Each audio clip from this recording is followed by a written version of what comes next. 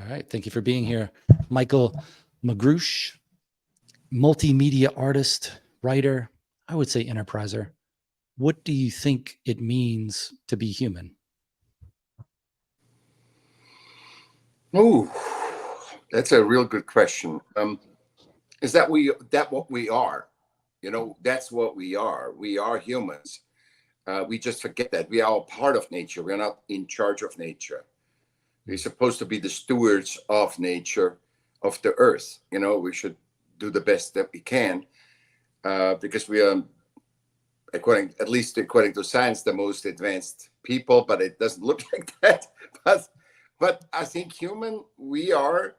That's our species, and I found that we are a collective creator species.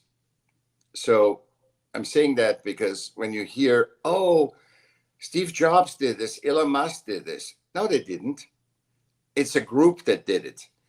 They had good people that also want to co-create. And that's what we're doing right now. We co-create something. We love to co-create. That's the essence of humanity, is creating. And in that creating, experiencing and learning. Okay. In your information, it talks about being a creative awareness educator. What does that entail? It's what I said. That we are a collective creator species or animal, and it's the awareness of that. It's all about my podcast, but I'm neurodiverse, so it's only 30 seconds. It's every Saturday. It's just a quote and a question, and it's all about the awareness, how we create. Not the leader is the CEO. No, there's a difference. The CEO is the financial player, whatever. The leader is a part of the team that keeps all the plates spinning. So this awareness, to make people aware about what we're doing. And I'm searching always, why am I doing this? Why am I doing that? How do we do it? How does it work? And I think that's the awareness education, because I found when I wrote The Smart of Art, I found, oh my God, it's not about the product, because I wrote The Smart of Art book because I said, I can't believe that 99% or 98 or 99% of artists are poor worldwide. It's not like, oh, in America they are, in India they are. No, there's all over the world. I said, why is that? Because it's not about the product. It's about the process is so magical, the creation. How many $100,000 do you do for the podcast? Nothing. But you love doing the podcast. The creation, the co-creation is so magical that you say, yeah, and doing an 8 to 5 job all the time and whatever, I rather do less and do a little bit more podcasting because it's so magical. But it doesn't give you cash. It's give 1% of podcasters make 98% of their podcast profits that come in. Yeah, I find it pays for itself, but not in money. No, it's in the connections you make, in the ideas and the exchange. Yeah, 100%. When you started your book, what brought that about? Because exactly the point that nobody makes money. When I heard the statistics all the time, and I was really, and I actually connected with that statistics because with 30, I decided I'm an artist. There's nothing I couldn't do anything else, and art helped me survive at least a little bit. But it was a lot of effort with very little revenue, and then I kept seeing the statistics that 97, 98%, 99% of artists make around the poverty line. I know people that slept in cars and whatever. So I said, why is that? And that's why I wrote the book. And where I segregated the art product, which is a commodity. So when you and I finish this product here, we love creating it, and then it's up to the viewers to find it. We can put it all out over and Nobody finds it. It's up to the viewers to love it, to find it, to promote it. And that's all. We did the perfect job of finishing it and putting it out. That's it. That's all we can do. And an artist doesn't see it like this. Rick Rubin sees it like this, but most people don't see it like this. They think they need to create something for the market, like a businessman. Oh, I think a pink bicycle would sell good. Yeah, but if it doesn't, the guy goes to suits or makes shoes. It just doesn't matter what it does. But artists have such a magic in the creation, and they're really upset when it doesn't hit. But nobody needs art.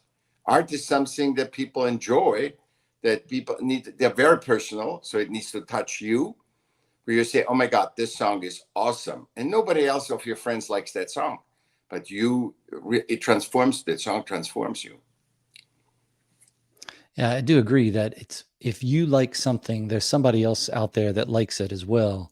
It's just, will you ever meet? I mean, will they ever find that that was created or not? I guess it depends on broad appeal versus the more narrow.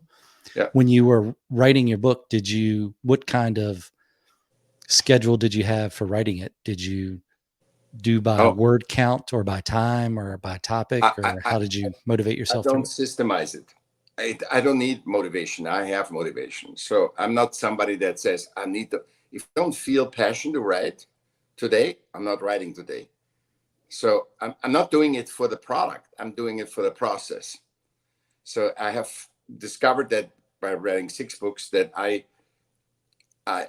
like the process. I don't like. It's not about if I don't have passion to sit down and I want to walk outside, I go outside.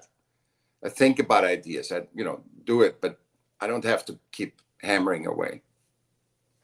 Is there some time or place that you find you're more inspired to write than others? I'm really crystal clear in the morning, and by the afternoon, I get like I'm doing more the things that need to be done, but the pleasure is up from 4:00 in the morning till about 1. Where it's the most brilliant, that's why I like to do podcasts in the morning, because I'm crystal clear. Okay. And for your writing your book, did you use a computer to do it on? Did you do it by hand? What was your method of putting it together? Okay, so all my books, I'm extremely neurodivergent, and dyslexia, dysgraphia, dyscalculia. I switch numbers and whatever. I have a hard time reading and keeping the context, so I have the computer read it to me. So I need the computer to create. And since I was, I think 18 years old, I had notebooks. I had notebooks to write down. When, for example, you tell me something, I say, oh, TR told me about this, and he mentioned pink bicycles. Oh, I got to write that down, and I had a thought about that, and then I write that down, and that's it. And so I keep notes. And what I did with my first book, I put all these notes together and put them in. Second, the same thing. So I write notes all day long. All day long, stuff comes in, and I just keep writing notes. I see something, I say, oh, that's an interesting thing. And then I put it all, it's easier for me. And then I make it paragraphs with the keyword. So I said, bicycles or creation, bicycles. And then I talk about, hey, I was at our shows and we did this and this and this and this, and write the stuff. Then have a paragraph. And then that paragraph is going to be used in the book somewhere. So right now I'm finishing up the AI book, to see AI human-centrically, because I have no clue about AI. I have no about the technology. I use it. I've tried to use it. I hate it. It's not me. It's the world standard, but it's not me. I want something that shows what is me, because I'm one of 8 billion people. Everybody's one of 8 billion people. There's a reason why you're an 8 billion people, because otherwise nature would have made us just woman and man, and that's it. Yeah. And we were looking at this, at us ourselves like that. But we are all one of 8 billion people with, even look at your family, with different life perspectives. And so I think that's important, that you find your one of oneness. Where do you think that connection to creativity comes from? I think that's a God-given thing. I think that's where we experience God. I mean, when you create a machine, that what I just read, from one way in China, the guy cannot do a transplant of a brain on the other side of China, a heart, and we create that. This is godly. I mean, if you would have had that you would tell that somebody 200 years ago, you would be an idiot, or you would be a magician or a witch, and you would be burned. If you tell them about an iPhone 200 years ago, you would be burned, Do you think creativity is something that we manifest ourselves, or something we connect to? I think we channel it through. I think each of the 8 billion, because the beauty of creativity is it's all different. So it's art doesn't expect you to do anything, to have a lot of viewers, to sell it for a lot. Art just wants to be created. And so people forget that. They think art needs to be liked by everybody. No, it doesn't. Art needs to just be created. The best you can do, your one-on-one-ness can do. If that doesn't work, somebody else will create, if we'll create it in that vein. But it's like everybody just gets what they get and they express it. They said, I have a motorcycle, right? Now I want to take that Harley apart and make it mine. That's the whole spiel of Harleys, for example, because they want to make it themselves.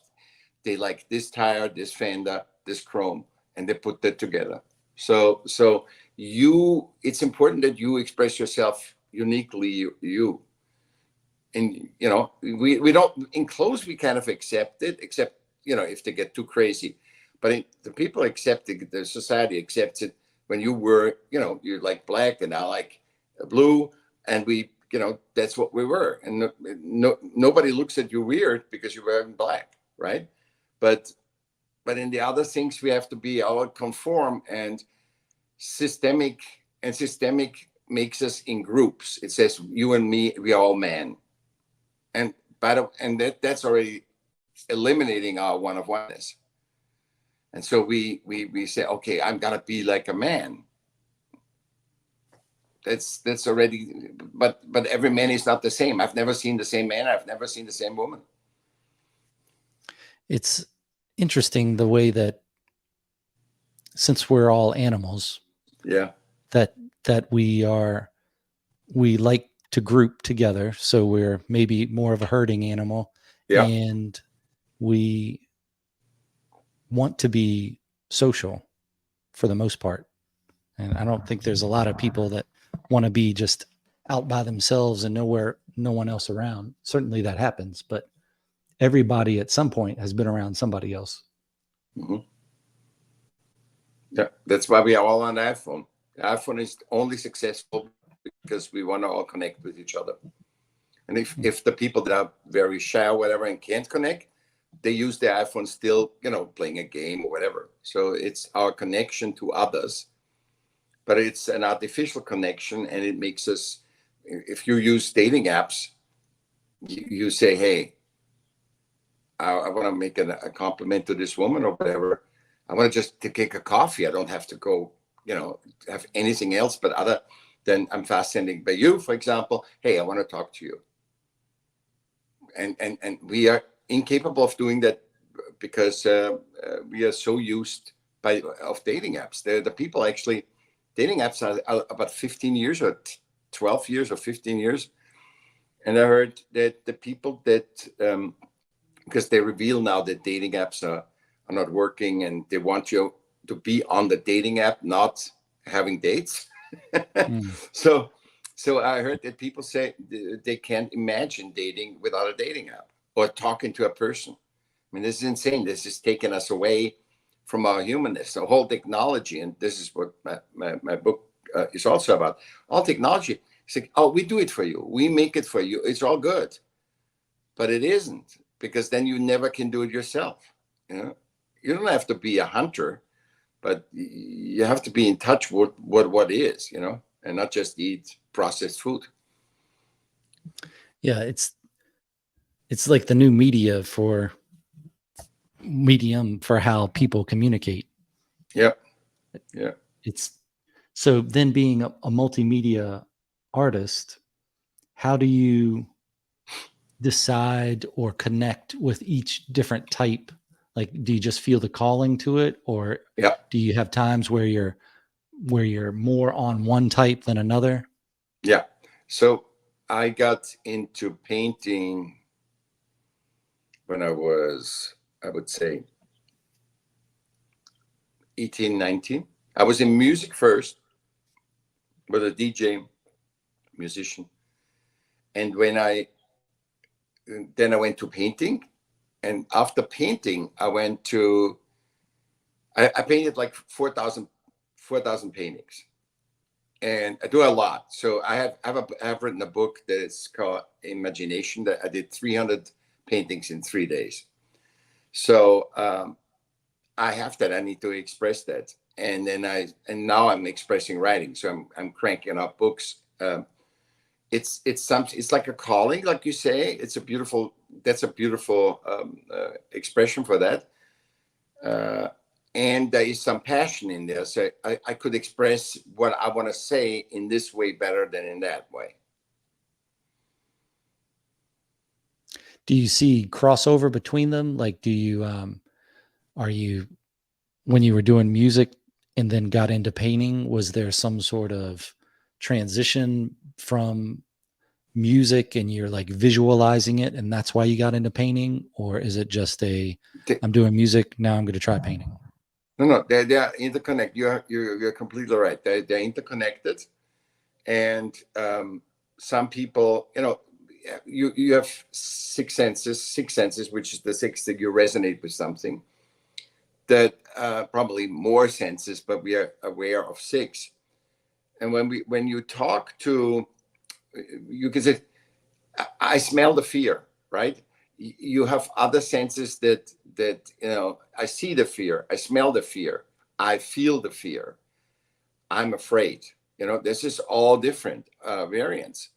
And music is just an expression of probably emotion or feeling. Let's say yellow, and then you say black. I said yellow is Brazil. I'm just making whatever. Yellow is Brazil. Black is heavy metal. Blue is soft, sad songs. Green is love songs. Red is love songs. So you have your own. You're one of 8 billion perception of which color goes which, because there's people, you go to artists, the painters, they're completely different they have a color view. You know that's the color of TR. That's the color of Michael. There's like color scheme. So I'm right, strong, hard contrast, poppy, and you might be, relaxed, calm, no hard edge, very a very hard contrast, and you might have a smooth contrast, oil painting, so more, but they, general, they might like your painting better, the general, but it is not up to. It's not in art important what the people say. It's important what you experience while you're creating it. That's the only thing. If that's the icing on the cake, if people like it, I wish every artist to be successful. But this is when I thought, oh, I started in a time where there was no internet, and then when we always think, okay, you have an exhibition, that's it. Once you're on a magazine, that's it. I had the exhibitions at the top cover of the magazine. Nothing changed. It's the systemic thing that once you have an Oscar, everything is going to change. No, nothing is going to change. It's just a different perception of you. You get more likes or whatever, but you still feel depressed if you're depressed. You still feel happy if you're happy. It doesn't matter. The Oscar or the accolade or the fame doesn't do anything for you. It's nice. It's an icing on the cake. You can enjoy it, or you can give it to your ego and say you're better than anybody else. Yeah, I think oftentimes people think of life as a race that is you can win and then you keep living. But I think life is more of just always the race. It's never ending. You're always doing it. So you're either going to have success and keep going, or you're going to have what we would call not as much success and then still keep going. But the problems and the engagement of things is still going to be a requirement for living. Mm-hmm. With the color of things, that's interesting to think about when you talk about other senses and people seeing auras, or people saying, that's your color. You put on a blue sweater and somebody says that's your color. Absolutely. Is that, I wonder if that's somehow related to more of the senses we can't see or can't realize right now as a human, that we still lock into it subconsciously. And if you're painting something, you paint it a certain color because you're seeing that aura of the thing or the person. You're 100% right. This is, I think we are vibrational beings. That's our perception and senses is vibrational. And then we put a layer on it, what we systemically discovered about that vibration. Okay, this is the sadness vibration. Like we hear, la, la, la. Oh, this is a sad song, right? And so we sense, we constantly become aware and write down our discoveries. And this is awareness. That's why, we become aware about certain things, and we find more and more that we are very vibrational. There was something I wanted to tell you because you said it. I will come. When somebody said that's a sad song, or that's your color, or look, we are this is why I segregate in human centricity, system relevance, and the digital world. There's the three realms of perception, and there's another one that's called media and news. And education, but there is certain realms of where we dive in, and they have their own like in a company, their own culture, and there's things working differently, and we are all human centric. What we said at the beginning, part of nature, we are all one of one, and because we are one of one, we have to work synergistically, not linear in a hierarchy. That's what we are. And so because of that, when you see you're a CEO in New York, a corner office, all that, you fall in love with your secretary. That should never be. It's systemically not allowed. So we function human, what we are, right? Creative, collective creative creator species. And then we try to make that systemic and say, no, this is this. No, we make it scientific. And it can't even be scientific because we are 8 billion different people. So if we were all the same, science would be the greatest thing ever. And what science is actually is studying how humans function, how we are, and how nature functions. We are part of nature. And explains that to us, to give us that understanding. That I think is what science supposed to be. And I don't like the word supposed, but this is what I see. Science can be really getting a lot of their power back if they were here to explain our being, not to make a business. But the business is coming with everything today, because we have a flawed system of financial principles that say it's never enough, no matter what I do. Like you said it before, we always have to do. Yeah, but it would be a joy to do that And we don't do it because it forces us, the outdated financial principles force us that it's never enough. So if you have $1 billion, it's still not enough. In the old days, if somebody was rich, it was beautiful. They just had enough money. I said, I have $1 million in the bank. I'm rich. But today, there's no $1 million. It's 1 million. Okay, that's my first base level. Now I'm going to go 10 million. Now 100 million. And you see already how people already did diversify that and say, hey, the easiest was the 1 million. The hardest was the 10 million to the 100 million. That, I mean, and then when you have $1 billion, it goes easy. It's the buying into the system. Yeah, buying into that. Yeah. You can divide science from that science of understanding, seeking understanding versus science of seeking control. Mm-hmm. And I think that is probably the big battle going on now with AI and all. Yep. I feel like there's a better name than AI for AI, but we'll go with AI. That it's just seeking to put people into that you're all one instead of you all have individual perspectives. So it's seeking to control. But there's a lot of human constructs that seek to control, and maybe some natural ones too, population control, or, if people get diseases and some people die, some people live.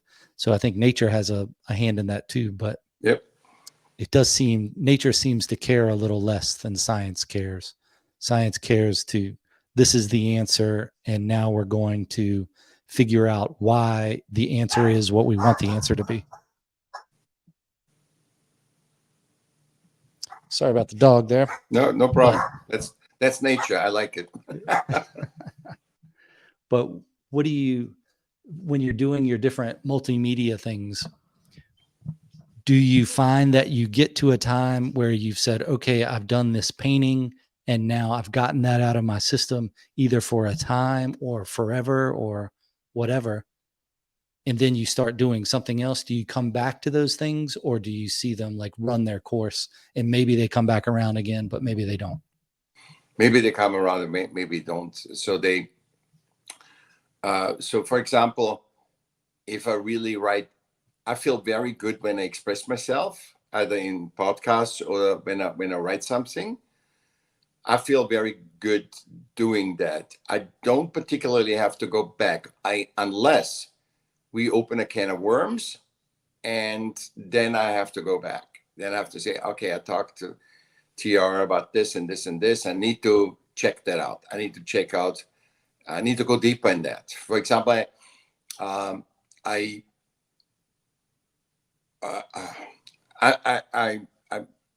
a guest, a continuous guest on a podcast on wisdom seekers, and I'm never prepared for the thing. But we say, hey, I wanted to dive into the one-on-oneness and our value compared. Nature doesn't make mistakes, right? It gave each of us a life. Each of us one-on-one is, how can I connect that with the system value? Perhaps they don't need something that I express in my uniqueness, because the systems are very generalized, right? All men are the same, all women are the same. So how can I connect? So then I come back to that and say, hey, we got to talk about that a little bit more, So it triggers me where I want to figure it out. And I get more when I talk to somebody instead of talk to myself. I get a lot by myself, but I get actually the most and the best quality when I talk with somebody else, because I have something that plugs in. I think that's my ability. I can plug into I'm not intuitive, not spiritual, anything. I can plug into you and my mastermind and get even what you think. I get that comes through me. I'm not really saying it. I'm just the speaker, the loudspeaker. So that's why I'm really good talking to different people. And I talk about 60 different topics. I did over 400 podcasts all over the world, and I talk about 60 different topics because I like to plug in, and I'm actually listening to our talk right now, It just comes out of from us. And I listen to our talk, and it's very, very revealing, very open, in a good way. Not in. I never had any bad. By the way, I've never, because I don't judge people. I think you are 101, and it's an honor to talk with another one of 8 billion people. And I think the highest form of knowledge is to you and I expressing our experiences, and everybody's right. I always say everybody's right because that's your experience. I can say GMC is the best car in the world, and you can say, oh, I had a GMC, was broke all the time. We both right. There is nobody wrong. I think the forcing that was your experience, that was my experience. And you can say all women are really bad, or the redheads are this way, or the whatever. It just everybody's right. That was your experience. That was my experience. And in that we become an awareness. And when we talk about this is the magic of podcasting, because it's not a predetermined talk. It's an exchange of life experiences. And therefore you get more and I get more. What you say, even if it's just a question, I get more insight and widen my perspective, and you widen your perspective. And that's why it's so valuable. That's why it's so magical, podcasts. What do you think some good sources of wisdom are then? Everybody. Literally everybody has wisdom. Everybody. It's just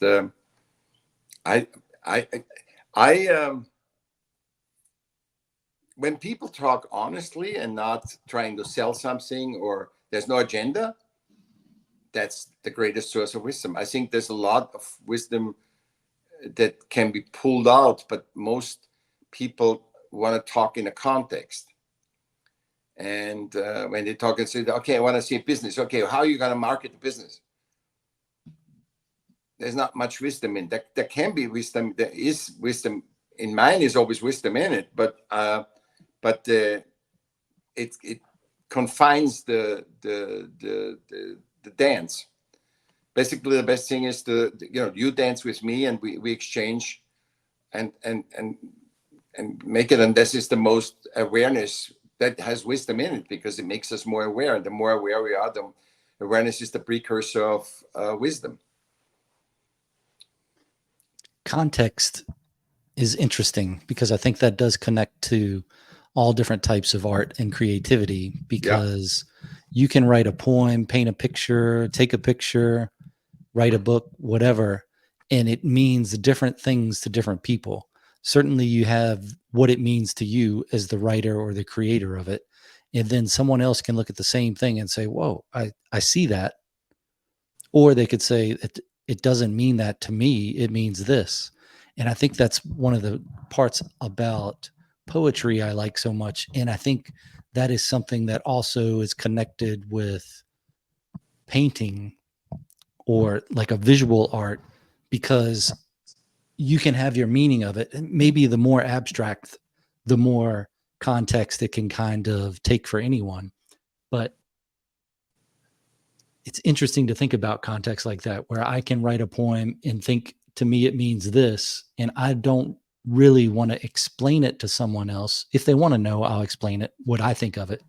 But I'm more interested in hearing what they think of it, because I do feel like, especially with poetry, that it's more of a conduit than me pushing it or my own experience. I think it's me writing down thoughts and ideas through my filter, to use that word.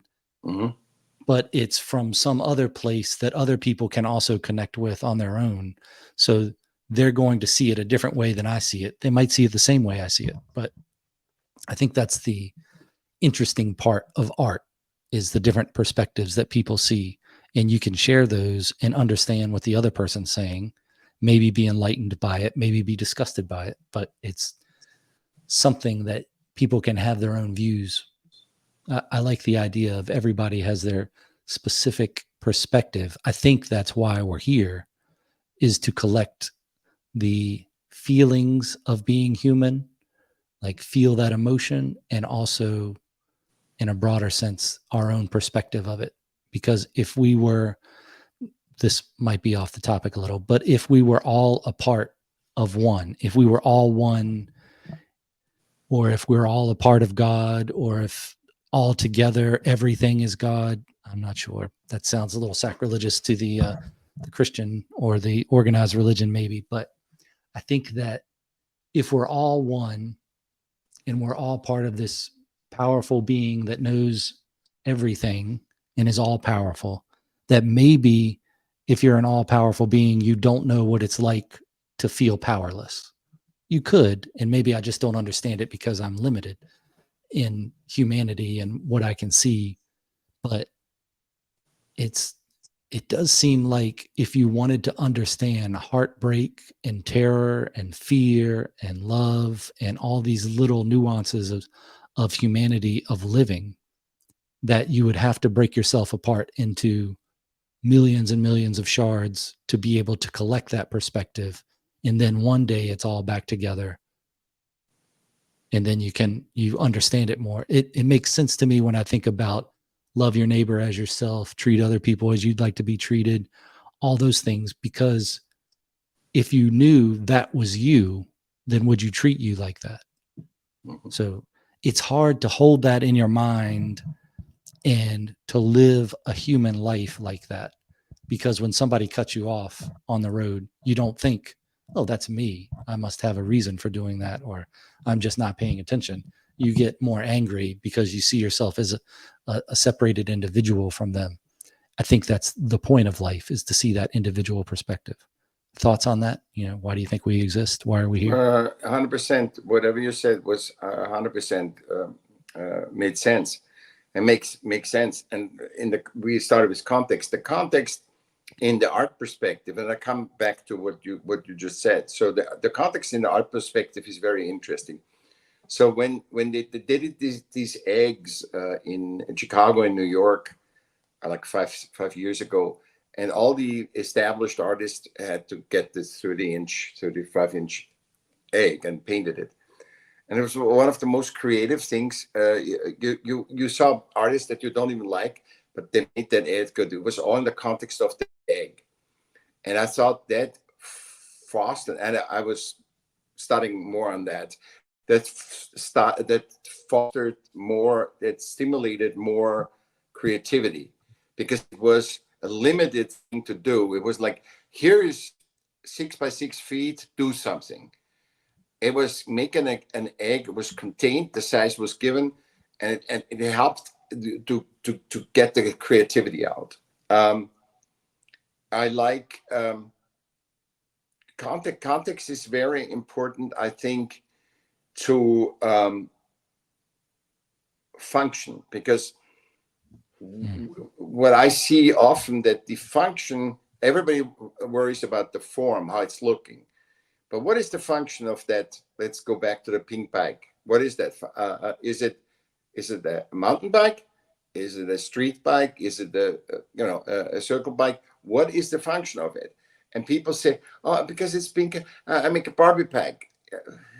It's like it's all lost. So nobody, and the context say, okay, we want you to make a street. Perhaps nobody likes a pink mountain bike, and so the function, the context. What is the context? What is the function that you want to create, implement, and focus on, and also have your vision and mission in the rest of your business. If you want to make a business out of it, you don't have to make a business. You can just make one pink bike and do whatever you want. Get a mixture between a mountain and a street bike. But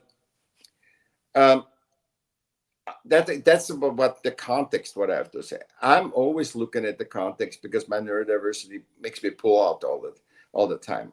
So I agree with you. I think there is one, the whole, it's where all that is, everything that exists. And there is the one of one, which is each of us. And like in nature, we need to be in the balance between the two. And we're moving more and more in the consciousness of the one. So we get more thing, but it's always growing. So we never catch up, which is the beauty of creativity. It's always growing. We have stuff today that 200 years ago you would have said, what the hell is this? And we have that, and problems and good stuff. People just focus on the problems because that metaverse of media and politics works together and is codependent, and exceptions, because there's always exceptions in nature everywhere. They always focus on the exception. I said, when you walk out, and today, when you walk out of your house, go shopping, walk your dog, and it looks like what you see on the news, then you really should listen to the news. But I said, as long as you walk out of there and everything is in peace, you can go in the woods, you can enjoy, people are friendly, even different races are friendly, different genders are friendly. They take care of you. When you go and buy some stuff in the store, people let you go in front of, they see you are busy, they say, you want to go before me.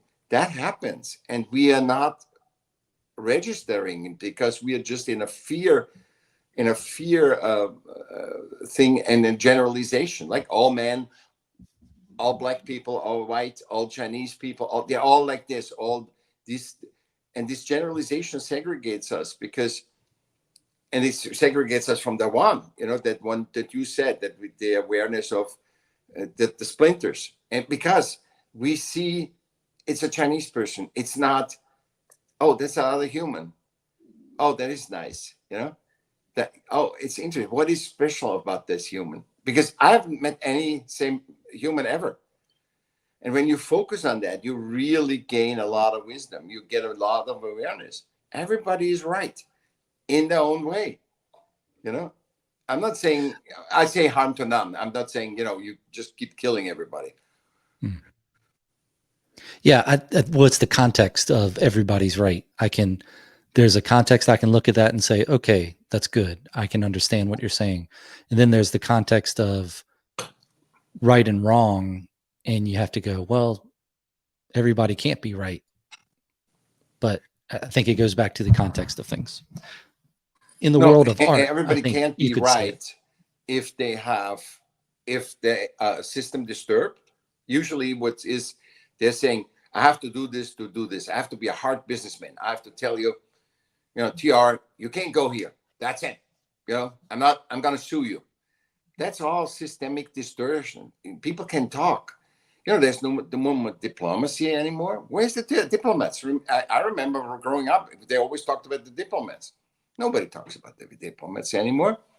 We just make war. We have 58 wars currently. 58. And it's just a layer of more control on the people.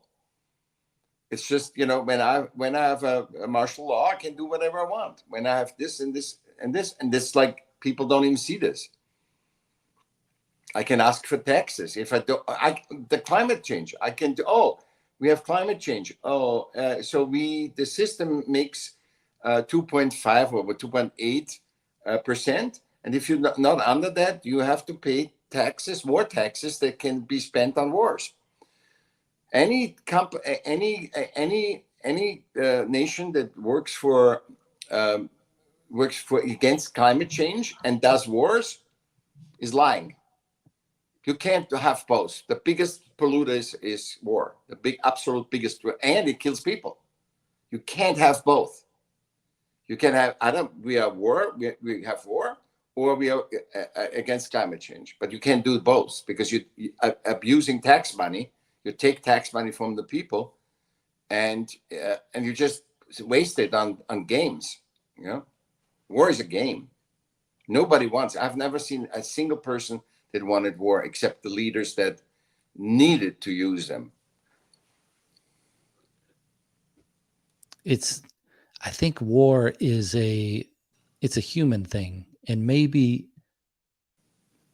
it's more than just a human thing, but certainly for humans, it's an element of it. I don't see a time where humans exist and they don't have wars, because there are going to be people that always want to be in control, or there's people that want to control themselves or their society. At some point, if you're going to get a bunch of people together, there has to be some rules, because everybody can't just do what everybody wants to do and still live Absolutely, together. I agree. Yeah. You could do that if you were out on your own.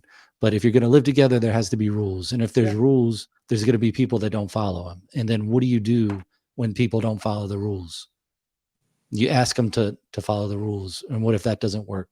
You try to, the carrot and the stick, get them to follow the rules because they want to, reason with them. If that doesn't work, what do you do? Well, it's going to come down to you have to make them. How do you make them? It's going to be war. And I think that's just maybe it's what animals do. Maybe it's what every living thing does. It has an element of, if you don't get on board with this, not zeitgeist, but just the rules that we here in this society or this group are going to try to live by. If you don't do that, then we're going to have a problem. And the problem is just war. I think nature has the same issue. Even if people weren't here, I think you could classify the way plants grow or molecules move, whatever. This electron goes to this electron, that there is a time where things are forced. And that's the element or the purpose of war, I think, is that. But it also gets corrupted, because everything gets corrupted, especially when you talk about humans. They're going to corrupt everything. And maybe that's what we're supposed to be doing, because you couldn't feel all these emotions if it wasn't happening. If we were in the Garden of Eden and everything was beautiful and everybody got along, you wouldn't know all the emotions we know here. I agree with you. Again, there's nothing I can disagree, but the thing is, what you say is forcing. Yeah, the government can force you to do certain things when you don't do, but the government cannot go to another government and treat that. It's America is America, not Canada, nor Mexico. America is America. Mexico is Mexico.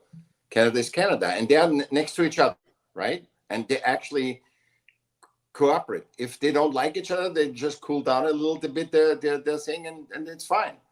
That's what it's supposed to be. And you talk it out. You sit down and talk about it. And it's not about, if I have to do this because I have a deficit and I need to, punch up my deficit now and need to do a war. And it's just and other nations need to see, this is the one-on-one-ness of the nation. We have all these tribes, right? And the tribes should be whatever and the best, actually, scientifically, the best is 175. 175 is the most efficient tribe, where when a tribe is 175 people, is the best for procreation, is the best for finding stuff, is the best for the legal. Everything is the easiest. It's the cheapest to have a jail, one police, one jail. The whole system is perfect on that. And I think we should not saying these need to be all like the same. The EU was good. The European Union, it has a lot of good stuff, but it actually took thousands of years old cultures and just melded them.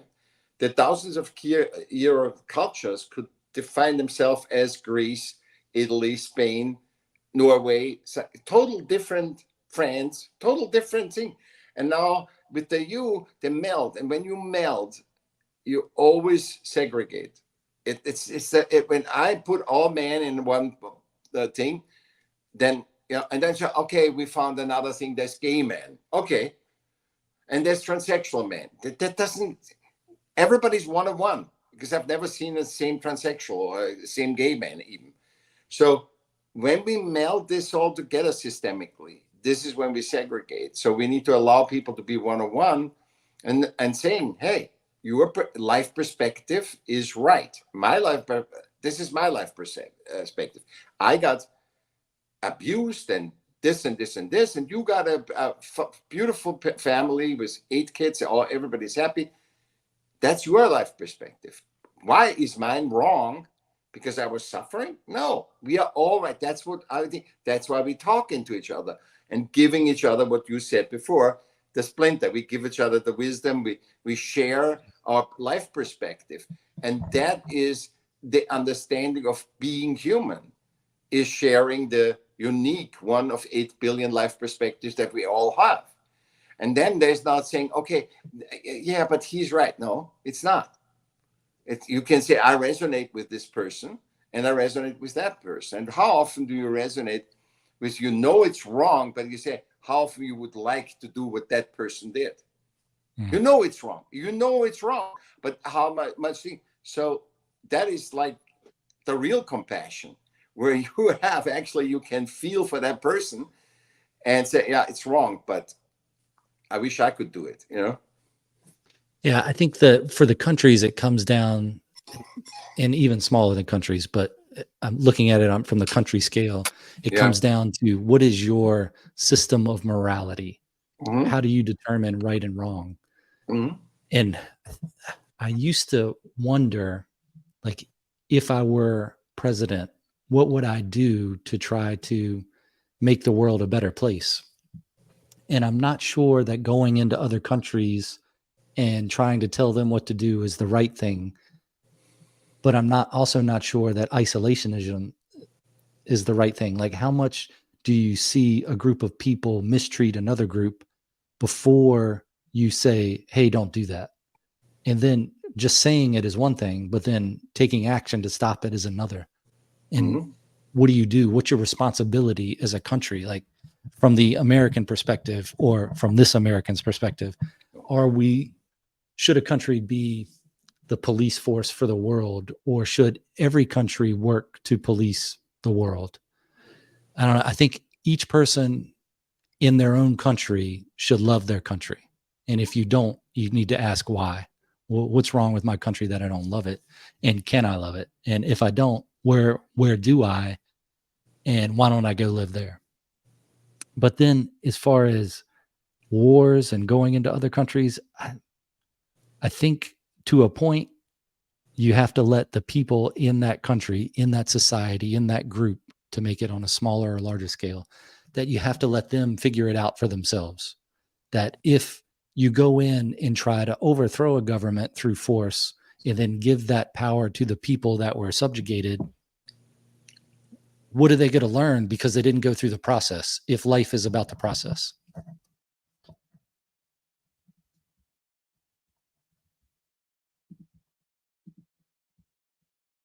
So, yeah, we just experience that people, when you give them the suppressed people, they might use it for revenge and do actually continue the slaughter, you know, from the other side, which doesn't matter. Or not know what to do at all, because you didn't go through the process of understanding. Yeah.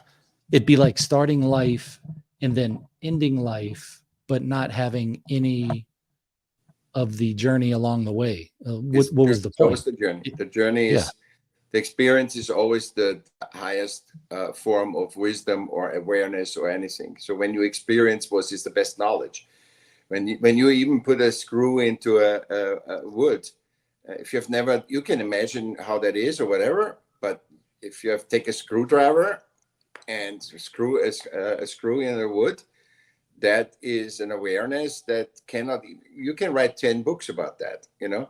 It's like look at all the thing. You can read all the books about love that's in the world. If you've never felt love, these books are worthless. So that's why the experience is so important. And this is why digital world say, no, you don't need the experience. You don't need to be in nature. You could just see the pictures of nature. That's a big difference if I see the pictures. And I actually, what I realized, I think the pictures of nature make only have value for me when I experience nature.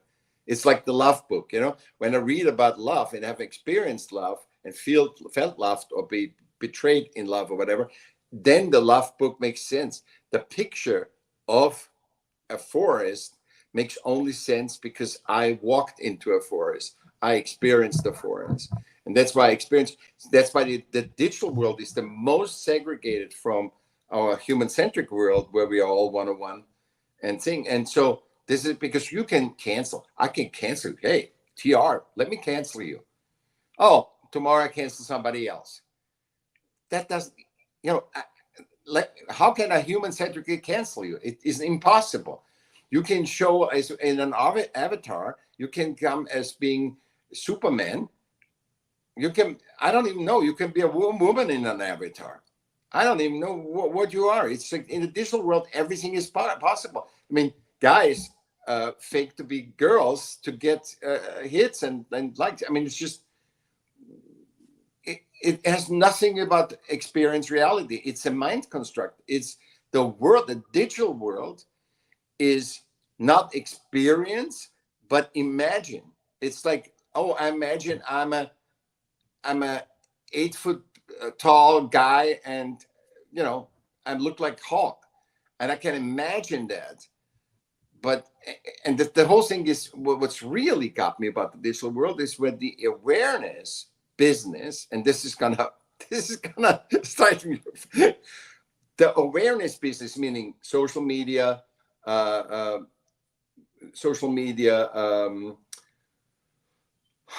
marketing, views, likes, whatever. So the whole attention business has more revenue in the digital world than the petrochemical industry in the physical world. Can you imagine that? In a physical world, I have to drill a hole, I have to get the oil out, I have to do some petrochemicals, do something, have to think, and in attention, and it's not even attention, because this is just a tease. In the real world, attention is like, I want to mate with you, right? I want to mate with you. I'm pushing my thing to get attention, or I'm gonna crawl at you and say, don't come closer, because if you come closer, so it has implications. Attention in nature having implication. Either you come too close, I'm gonna bite you, or hey, I want to mate. That has implication. In the digital world, awareness has zero. That's not awareness. Awareness, and it's called awareness, but this awareness business, the awareness business is more than petrochemicals. Can never be. I'm sorry. Even if it is, it's a lie. It's and that everybody starts lying. Also, the digital world, we all start making stuff up. I look like a super millionaire or whatever, and think you're not experiencing me. If you go out with me, I'm not a millionaire, right? But I can pretend I'm doing everything, copying everything with AI. I'm going to copy everything that I appear like a millionaire. This is completely made up stuff, storytelling without having experienced the story. Yeah, it's like the camouflage of that. It's strange that the petrochemical industry is the basis for the computer industry. Like, you wouldn't have computers without the petrochemicals. Exactly. We don't understand our foundations, and what we're then raging against is what made you. That's an interesting I haven't thought viewpoint about this. of Yeah. humanity. Very good. Very good. Yeah. And then when you think about the separation between the digital world and our world, what we're calling this reality, in the things that we can't understand because we haven't experienced them, you look at it and you see it in the digital world, but you haven't experienced in this real world. It makes you wonder what else there is to life than this world that we're calling the real world. Maybe we are just a simulation or something like it to whatever there is, another layer under us, and maybe another layer under that, and another layer under that we're not understanding. Mm-hmm. You get lost in the thought on that. It's very interesting, because younger generations, like 18 years old, 16, 18-year-old kids, we grew up in a world where we were connected. There was the natural world, and there was the system world, like the banks and the governments and all this stuff, and businesses. And it's very, very interesting. I observed that now numerous times with young kids, like 16, 18, 20, 21, where they compare not nature and the digital world. They could just say, okay, drop the system. That would be logical. What I would think would happen. They drop the system world, and it's a digital world. And now they think the real world is the system world, and the digital world is the stuff. They think the system world that is already so distorted from the natural world, right? Where and where we are in classified and all this stuff, and they compare the two, and that's why they get caught into, oh, you no, we have a gender problem. I'm not against anything or for any, but that's why they say, oh, there is genders. I'm non-binary, a furry, and transsexual, and a twisted male. That's what I am, and that's how I define me. And they fight, the digital kids that grew up in the digital world and the thing. They fight. That's why we fight in the system world for these definition, where it's in nature there's only female and male. That's it, and some other in between, the exceptions. But there is just that, and there's nothing derogatory. You can act like you can put clothes on whatever you want. You can, if you feel you want to live out a woman today, you can get breast implants. We both can get breast implants if you want to be a woman and just live out that life. But that is not real. That is that's how I want to express myself as my uniqueness, which is nothing wrong with it, but not rewrite nature, because nature, we are part of nature. We can't segregate from it. And nature is the pillar to, we have to have one link to truth. And if we all look for truth, right? Everybody in the digital world, in the system world, but the truth is here, that is nature, and we are part of it. So we always need a connection to nature, and nature needs to be always dominant. And we are humans are dominant, nature is dominant, we are part of it. Then we created our own world, which is a system relevant world. And then on top, we created the digital world, which is farther away from that naturality. I wonder if that goes, it sounds more like a conversation about assembly theory, which takes a step back from humanity and looks at nature from the sense of, how do you create things? Like, what is the driving force behind creating things? And humans could be not the center of the world. Humans are a link of all these different worlds. Yep. So you have nature created humans in order to create the digital world. Yep. That's very interesting to think about. And then I like your delineation between the system world. And to me, when I think about the system world, I think about things connected to a credit score. Yeah. So if a credit score matters to you, then you're in the system world. Yeah. And to be humans on Earth right now, it's very difficult to not live at least partially in the system world, because you want to be a part of the society, and society demands it. And then eventually we're going to be in this digital thing that you're going to have to be partially in that too, when they start making more augmented realities or just digital spaces where you can lose yourself in, like whether it's like the Ready Player One movie or something else, something more advanced, something less. That's if we're not already in that as just a human. But I like your separation of worlds things. It does. Perception is everything. And you have to see and I think it helps so much. It helped me so much when I finished that book, and it was about art product and art creation. I got that system relevance and human centricity. I learned from that, and it made my life, because the hardest thing is to make decisions.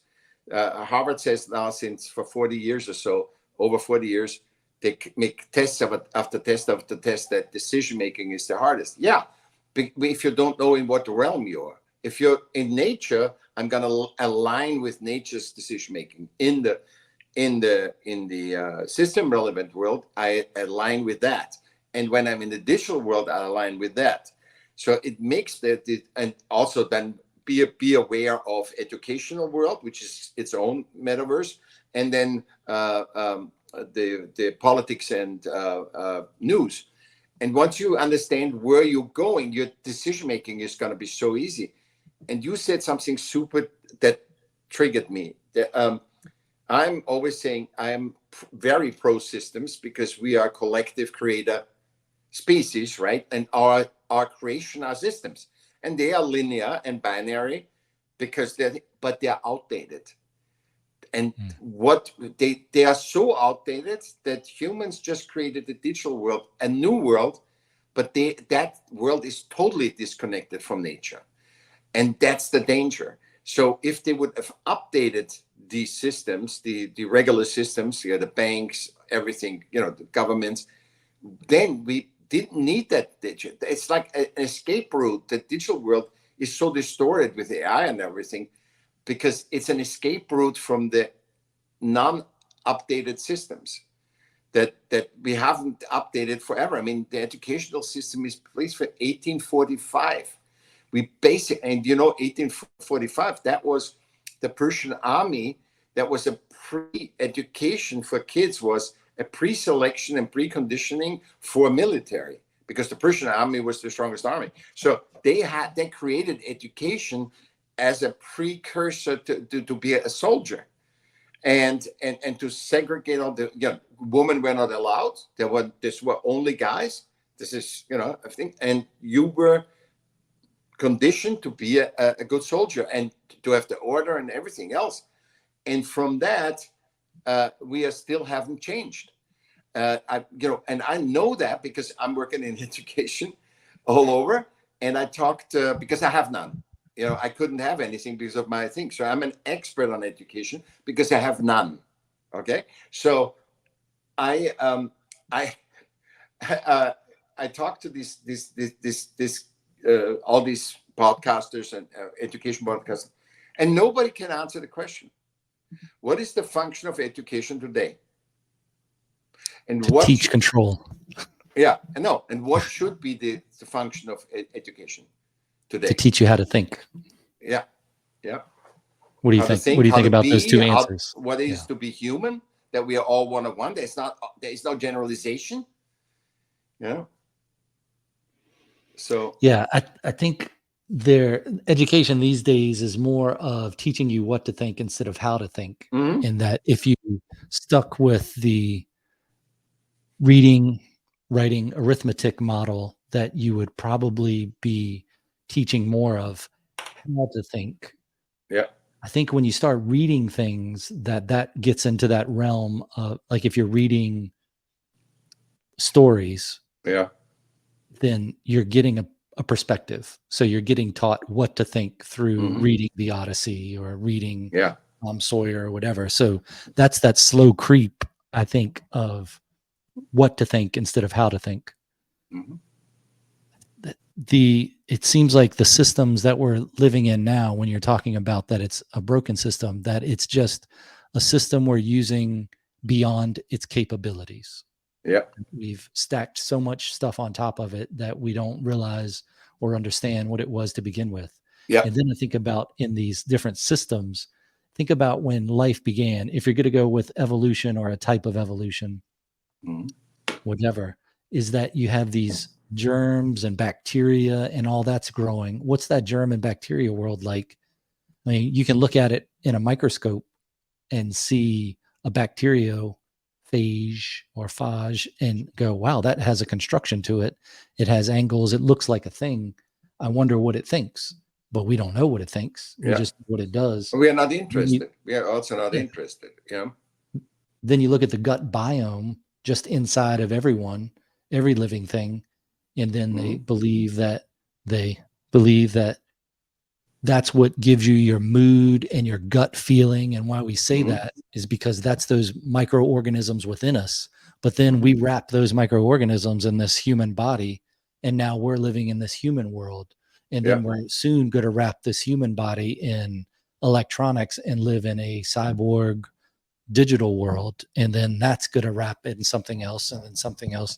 I think the interesting way to look at existence is that we're in these different systems. I like it. It makes sense. Yeah. And then you have the spiritual system. If that is a thing, or is it something we just made up? I don't know. I think there's a lot of wisdom in it. And there was, I think a lot of religion is built on this was a group of people that had wisdom.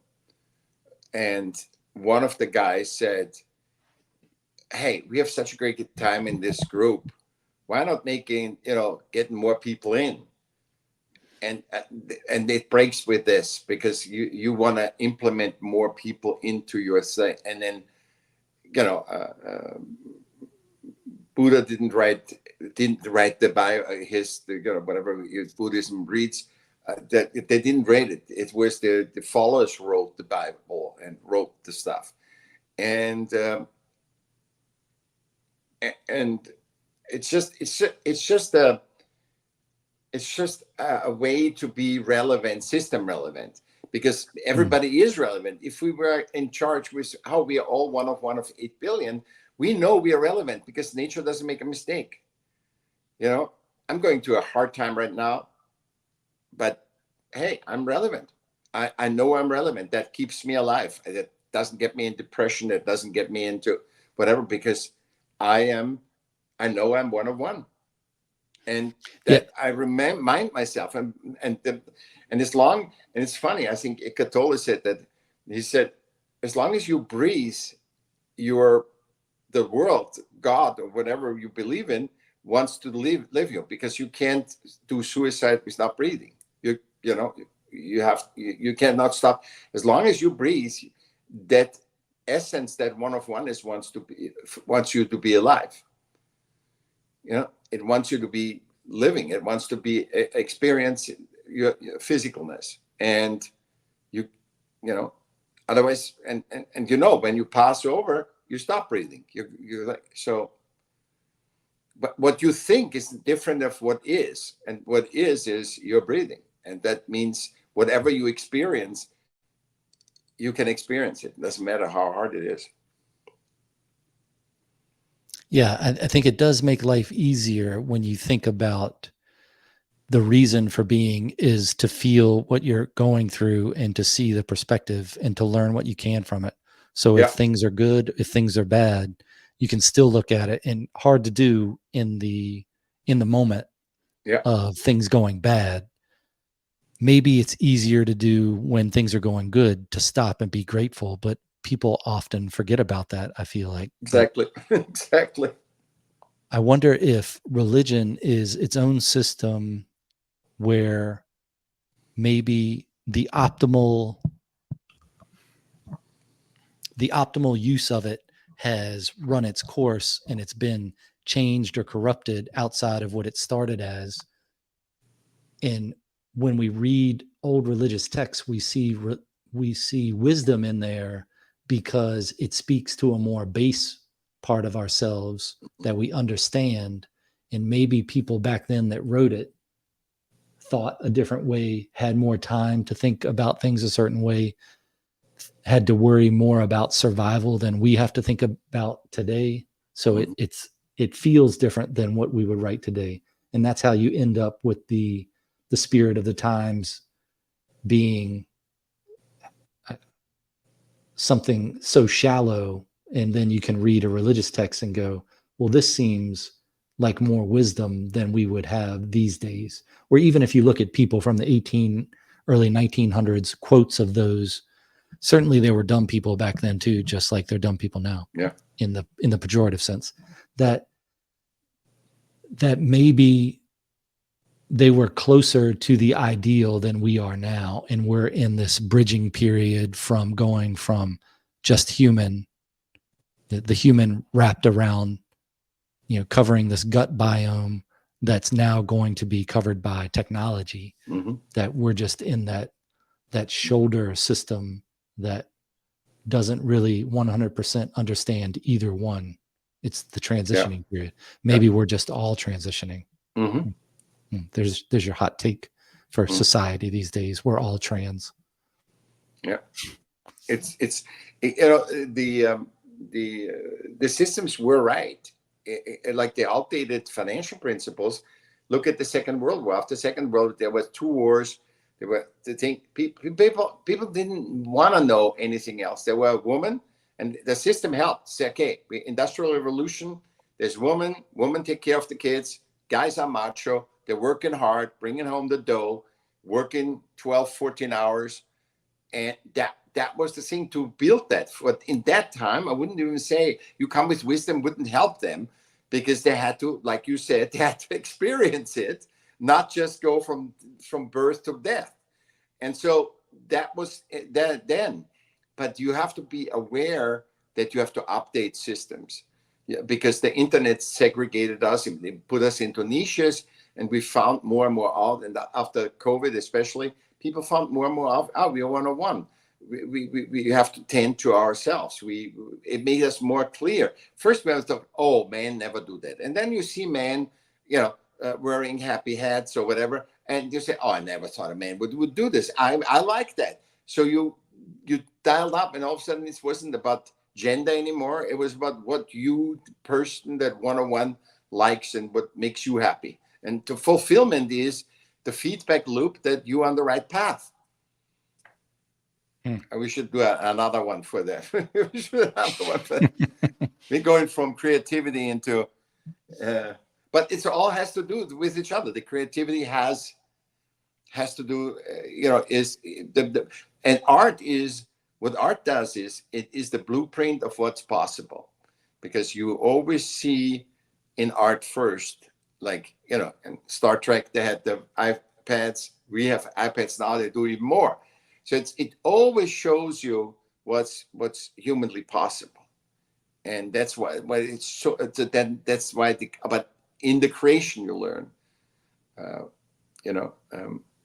me having no my self-esteem comes from art creation, because I get the feedback what I created from me, not what other people said. Other people say, oh, I don't like it or whatever, or I like it, but what I could do. And you know that from even doing the simplest things. If you fix something in your house, that gives you self-esteem that nobody can take it away.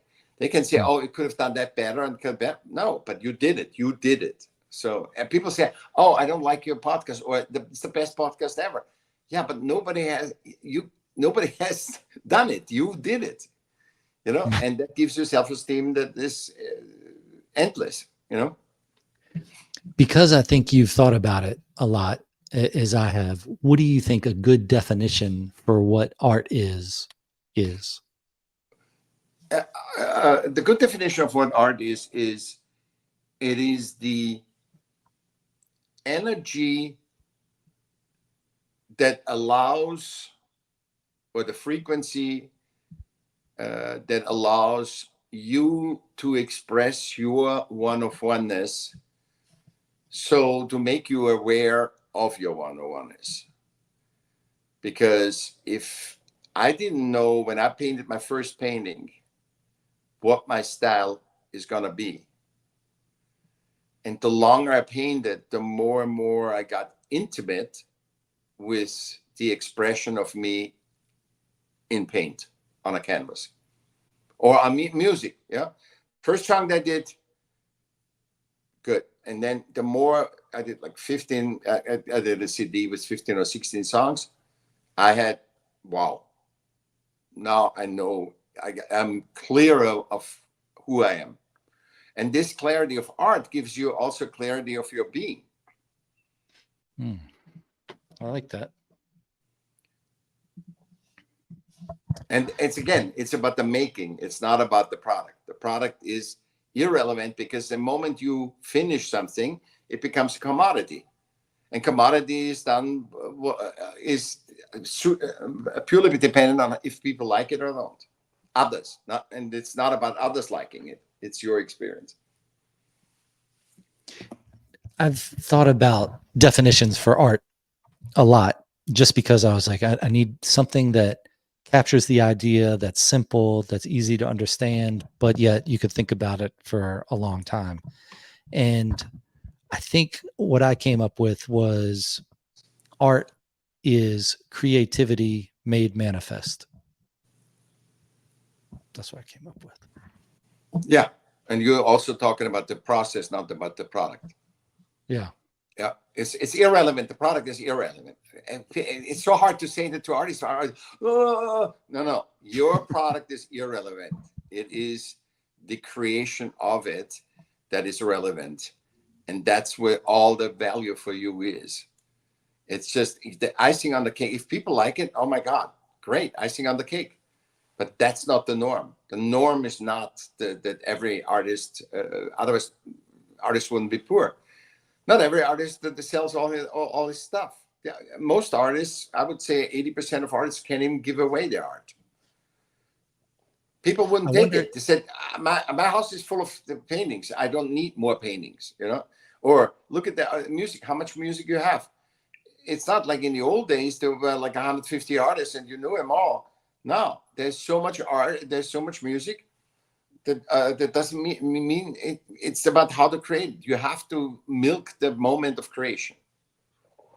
yeah, I think music might be easier to store than like physical art because I have a lot more songs than I like on my iPod than I have